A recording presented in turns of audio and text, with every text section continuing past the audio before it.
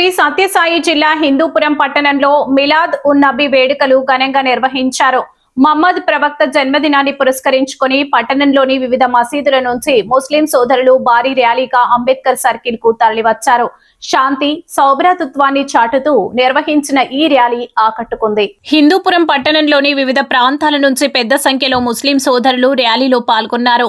మక్కా మదీనా మినార్ల నమూనాలను ప్రత్యేకంగా ఏర్పాటు చేసి ర్యాలీగా తీసుకొచ్చారు. ర్యాలీలో పాల్గొన్న వారికి స్థానిక మైనార్టీ నాయకులు అల్పాహారం, శీతల పానీయాలు, స్వీట్స్ అందించి తమ దాతృత్వాన్ని చాటుకున్నారు. ఈ సందర్భంగా వక్తలు మాట్లాడుతూ మహమ్మద్ ప్రవక్త శాంతి సౌభ్రాతృత్వం, మానవత్వం, విశ్వశాంతి కోసం ప్రజలకు మార్గనిర్దేశం చేశారని తెలిపారు.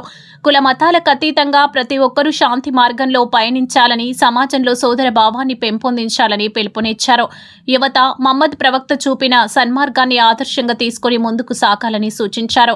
మిలాద్ ఉన్ నబీ సందర్భంగా నిర్వహించిన శాంతియుత ర్యాలీకి పోలీస్ శాఖ విస్తృత భద్రత ఏర్పాట్లు చేసింది. సిఐలు అబ్దుల్ కరీం, జనార్దన్ పాల్గొని యువతకు శాంతి సౌభ్రాతృత్వంపై సందేశం అందించారు. ర్యాలీ ప్రశాంతంగా విజయవంతంగా జరిగేలా పోలీస్ సిబ్బంది సహకరించారు.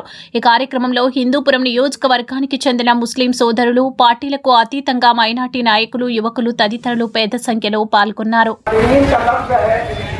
तो पता चला कि इस दुनिया के अलावा और कितनी दुनिया है जिसमें अल्लाह तबारक व तआला ने फरमाया कि ऐ महबूब आप आलमीन का रहमतुल लिल आलमीन, यानी आदम एक दुनिया नहीं बल्कि सारी कायनात के लिए रहमत बना कर भेजा है। दोस्तों, नबी पाक सल्लल्लाहु अलैहि वसल्लम जब आज से 1501 साल हो गए आप इस दुनिया में तशरीफ लाए, तो उस वक्त इसका आलम क्या था वो आप सब उलमाए किराम के ज़बानी समाज फरमाते हैं कि आज पूरे जहान में जहालत का दौर था, लेकिन हमारे और आपके पैगंबर इस दुनिया में तशरीफ लाए तो पूरी जहालत को खत्म करके एक मोहब्बत का पैगाम दिया।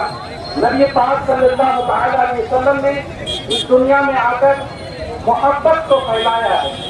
आज इस दुनिया सरजमीन पर जितने लोग इकट्ठा हुए हैं मिलादुन नबी सल्लल्लाहु अलैहि वसल्लम मनाने के लिए, लेकिन ये एक जमाना भी था ऐसा कि चंद लोगों पर, चंद बच्चों पर मुश्तमिल ये जुलूस निकला करता था।